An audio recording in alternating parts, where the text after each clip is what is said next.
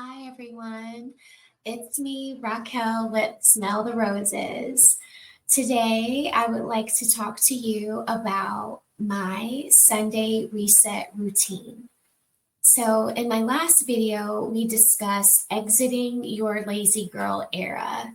And so, since that last video, I hope that you all have been busy doing things like initiating small changes, establishing routines, maintaining a clean environment, setting achievable goals, celebrating your successes, and embracing the power of making a list, right? Today is a little extension on that last bullet, embracing the power of lists, because I'm going to go over what I do on a Sunday to prepare myself for a successful week ahead.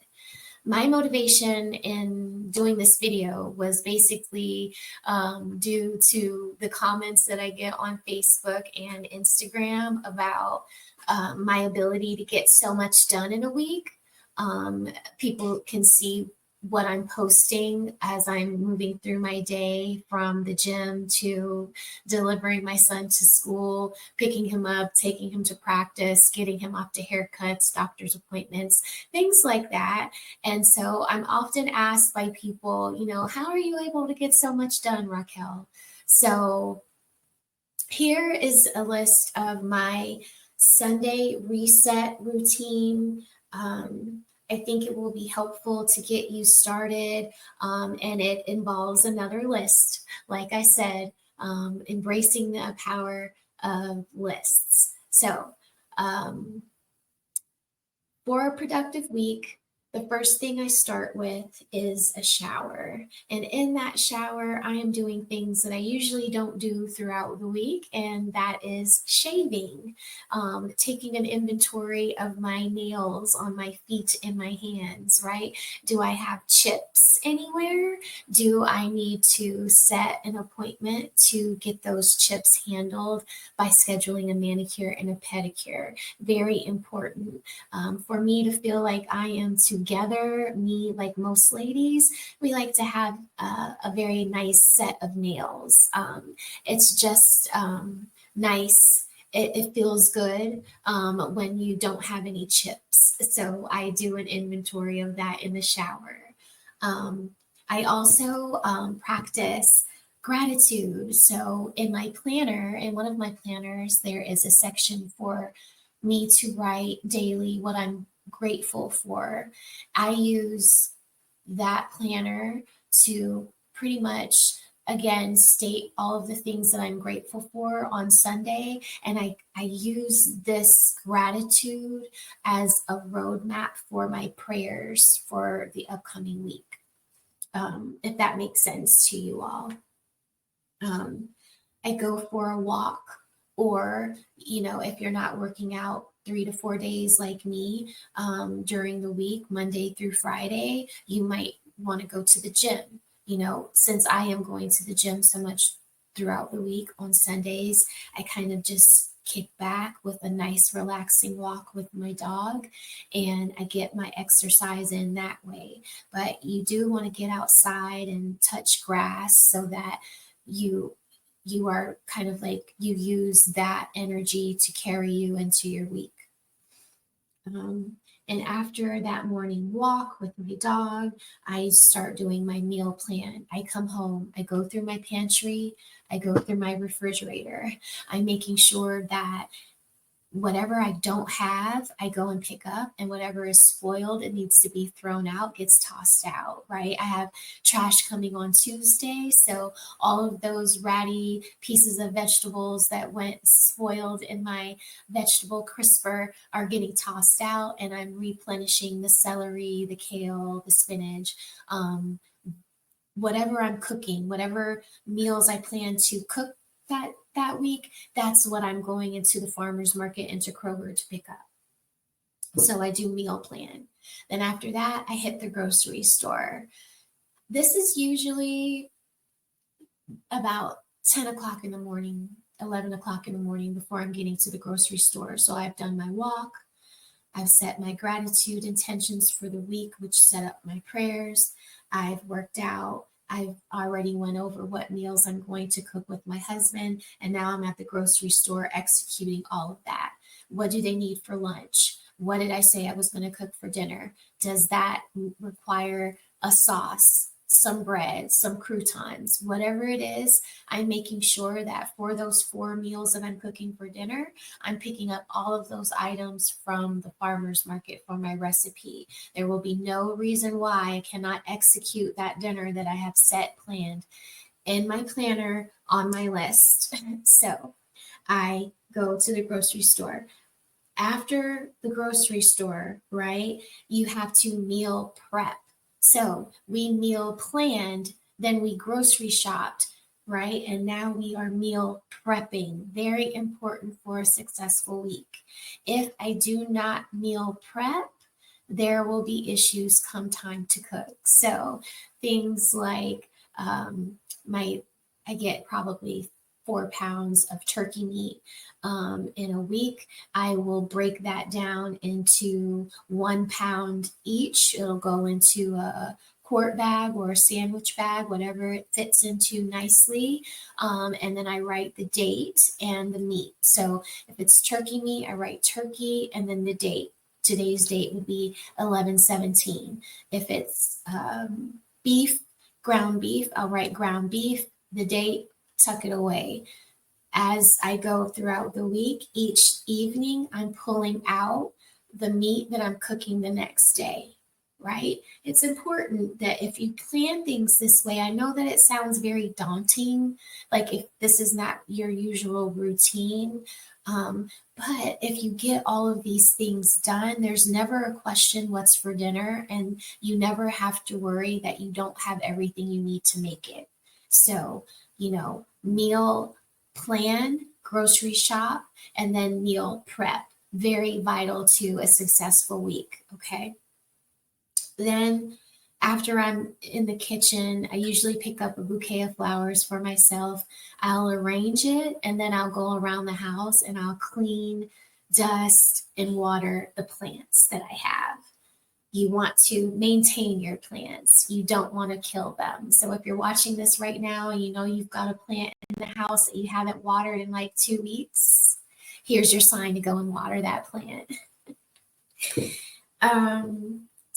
And then I didn't make my bed because I went out and walked the dog early in the morning. I grocery shopped. I did all of these things. Now I am going to pull the sheets off my bed and I'm going to clean them. It's very important. Towels, they need to be cleaned every 2 to 3 days, and your bed sheets need to be cleaned once a week. So get upstairs or get wherever your bedroom is and get those sheets off your bed and get them into the wash machine. Right? So you're going to change your bedding. Once you get your bedding washed and in the dryer, you're going to start working on your clothes. You're going to wash your clothes. You're going to fold your clothes. You're going to put them away.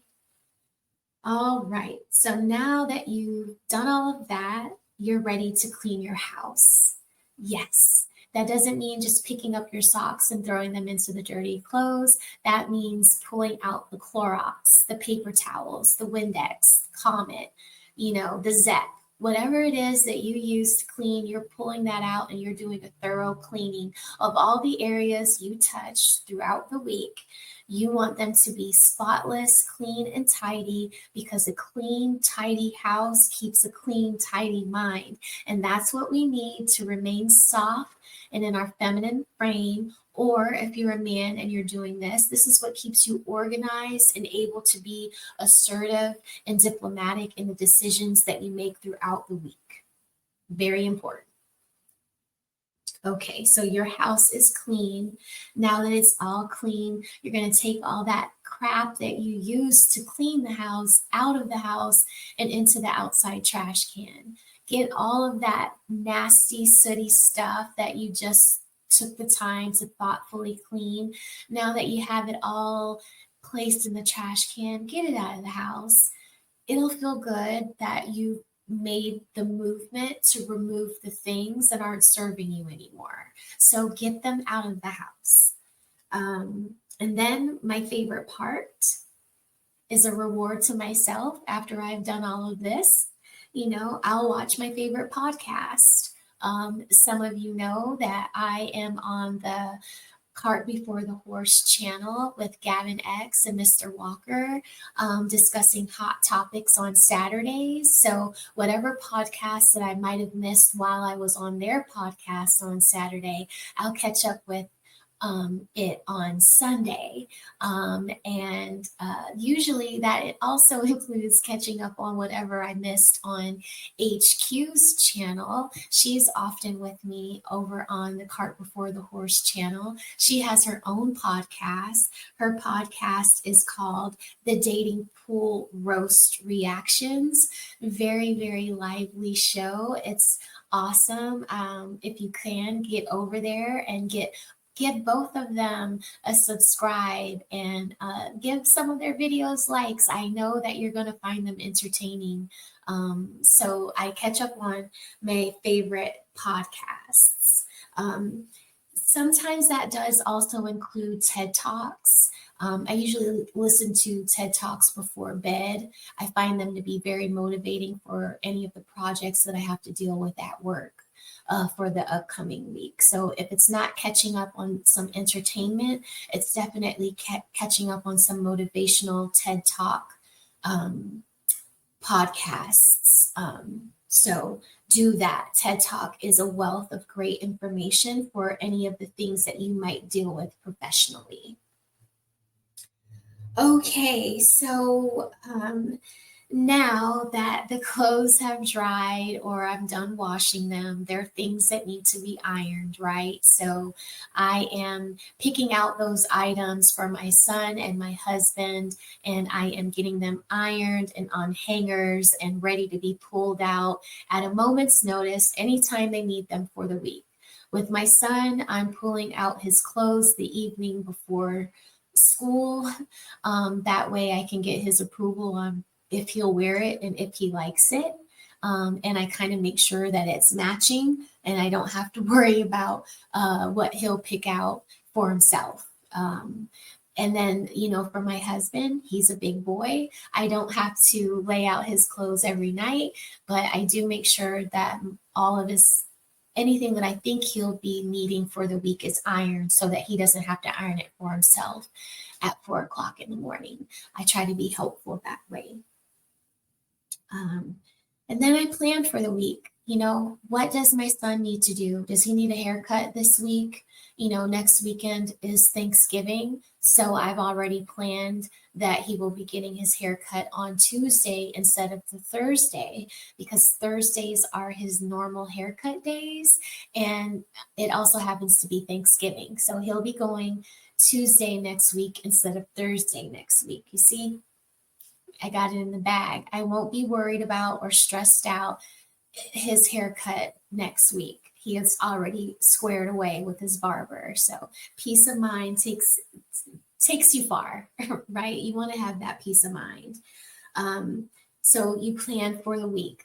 Prescriptions, appointments, anything that is coming up for that week, you want to make sure that you know about it, your husband knows about it, your kids know about it, your parents, if you're still at home with them. Maybe you have professors where you're in a work study program. If you got an appointment that you need to get to, you need to let everybody know what the expectations are for that day. And then the part that I don't like so much is reviewing the budget. My husband and I usually do this on the way to the grocery store because groceries are so expensive.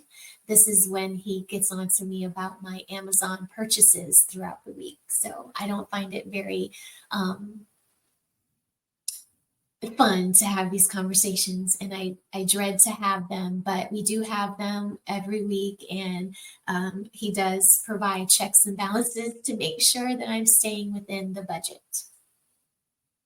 And then as I'm sitting, scrolling, waiting for things to cook or thaw out or, dry in the laundry room, I am cleaning up those emails that I get in my inbox that I never open. I'm either deleting them or I'm unsubscribing, or I'm replying if there's something that I missed from my son's teacher or anything that I missed from one of my friends, I'll be sure to follow up with them on Sundays. So I use Sundays as a way to clean up my recreational email boxes and stay on top of any kind of networking or my, personal social networking. So reply to your friends' invitations that they've sent you in your email. I'm sure they're waiting for you to RSVP.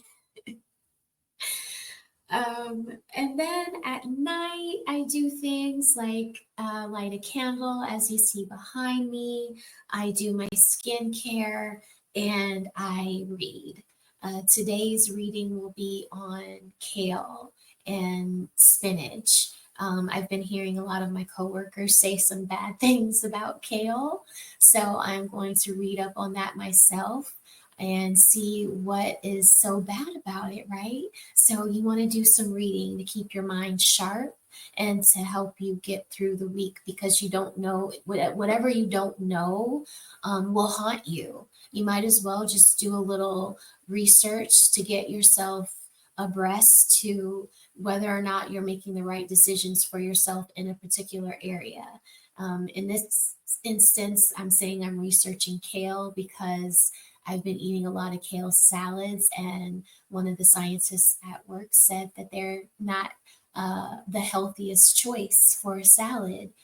Kale can be very rough to our insides, and I didn't know that. So that is what my reading will continue to be today, is on kale. So I hope you found this video helpful. If you have, please give it a like.